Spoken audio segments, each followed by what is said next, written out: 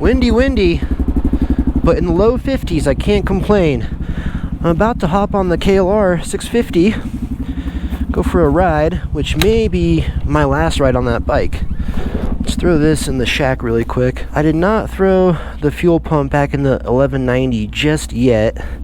I rebuilt this fuel pump last week, but the kit did not come with new gaskets, these two bottom ones. And just when I thought I was getting a hell of a deal on the whole rebuild kit, the whole kit cost me $115. These two little gaskets, $60. Yeah, $60. You heard me right. That is insane. But what can you do? I was hoping I could reuse this one, but it's just too loose around the housing here. So, we'll deal with that later. Let's hop on the bike. Shouldn't be too bad getting out of here. Most of the snow melted.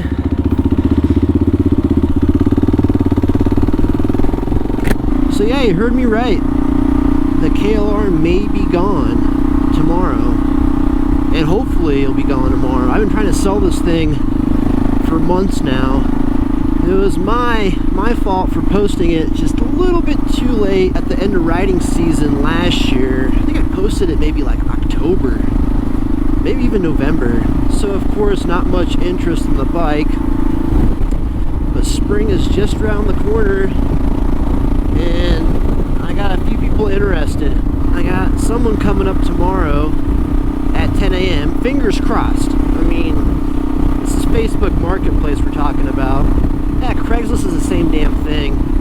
Except you gotta pay for Craigslist now. It's like $5 per a post.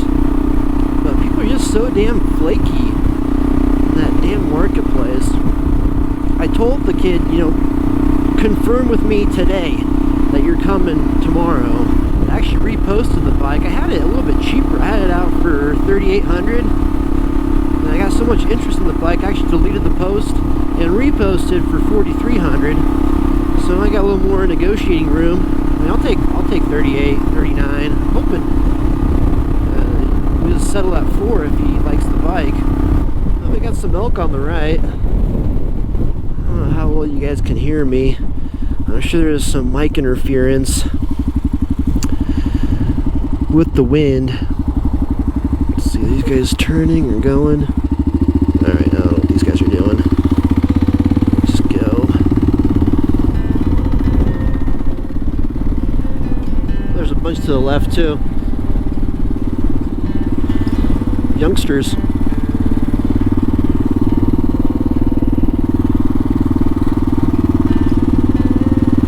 Here's a big one. Some good points on it. 6 points. There's another one over there.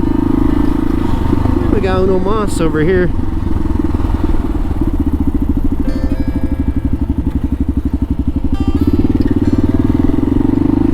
You know, they're used to all this traffic and people, especially around here, so the bike's not going to freak them out very much. Maybe the young ones.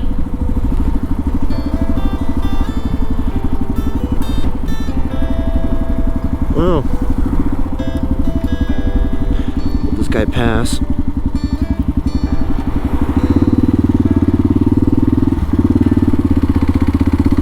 Yeah, let's keep rolling. I might take the bike to the car wash just to give it a good rinse. It's running quite well for sitting so long. I did throw a little bit of seafoam in there. And I can't recall if I put fuel stabilizer in here before I stored it. Maybe ride it once in a while. In Colorado's like that. You'll get a couple days in the winter to hop on the bike and go, but most likely I'm not going to go through a whole tank of gas. This is a nice little back way into town. Devil's Gulch Road.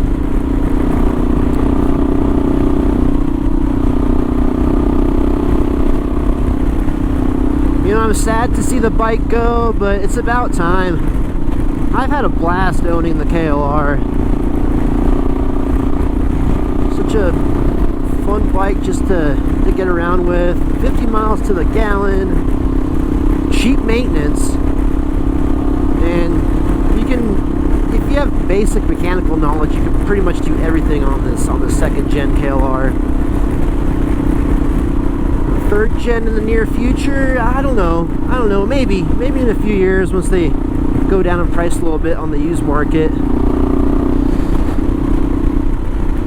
I still have the KTM as you saw it in the shack earlier.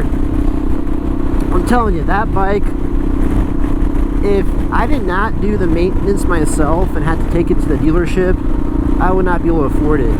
Just the fluids alone are ridiculous. The bike takes 2.4 liters of coolant. They sell it by the liter, and the cheapest I found is 22 bucks per a liter, so I have to buy 3 of those jugs. I'm going to do a coolant flush soon on it. This will get us straight into town. Maybe the wind will die down once we get in there. We are just rolling to downtown Estes Park, Colorado. Try to catch this light.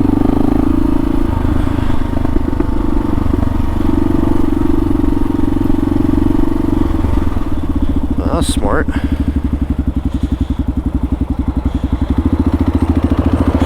crosswalk is just right over there.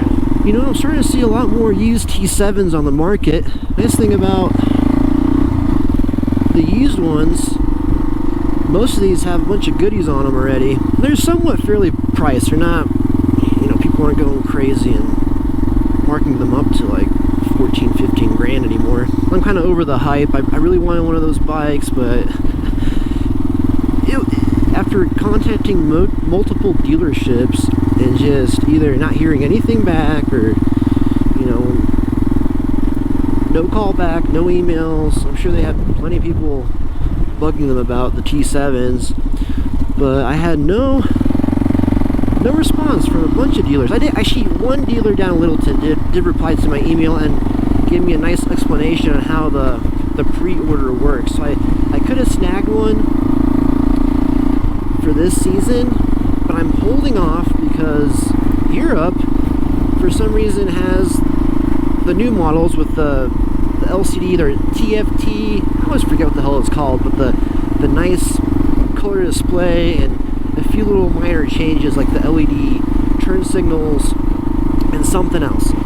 So the US market did not get those bikes.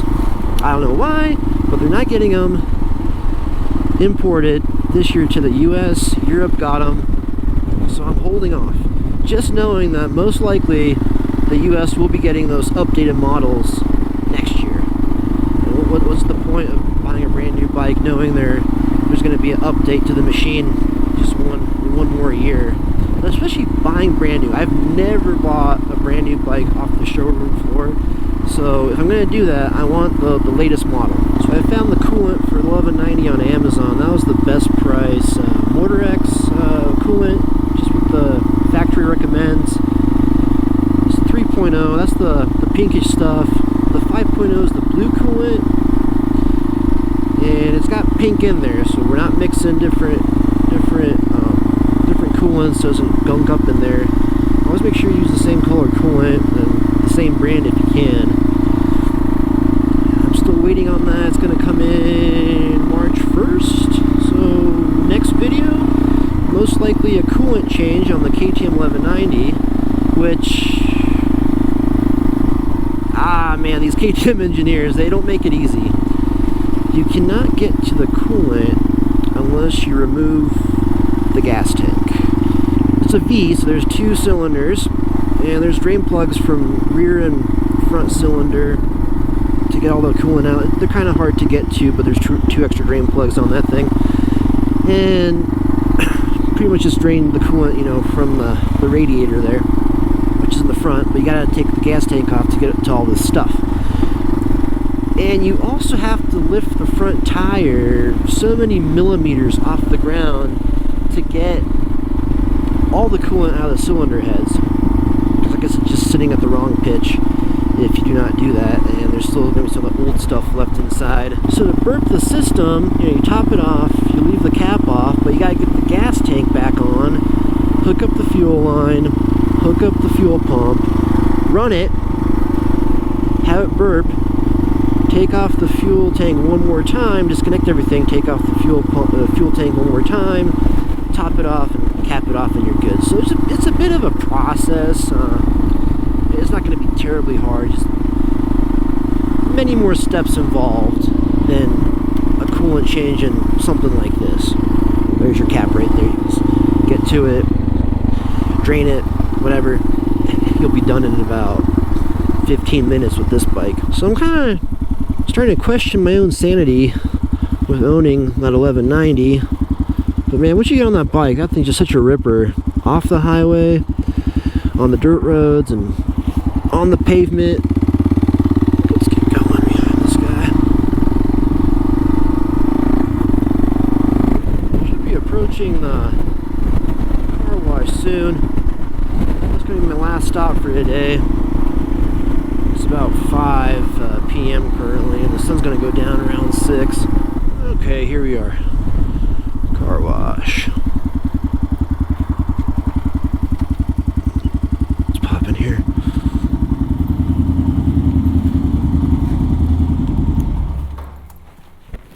This one is freaking expensive. The one down the hill is about $2. This is $3.75.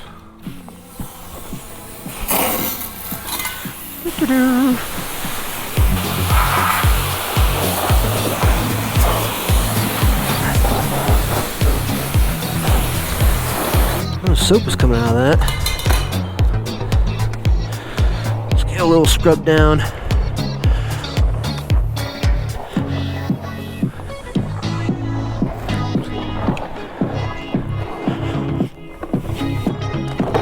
Alright, good enough.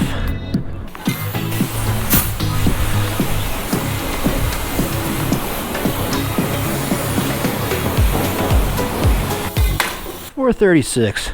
She's looking good. Now hopefully this kid shows up tomorrow, takes off my hands. I'm gonna miss it. Of course I will. Well, let's hop on and get out of here. So come back next week to the channel. We'll be doing the coolant flush on the 1190. I hope you guys enjoyed the video.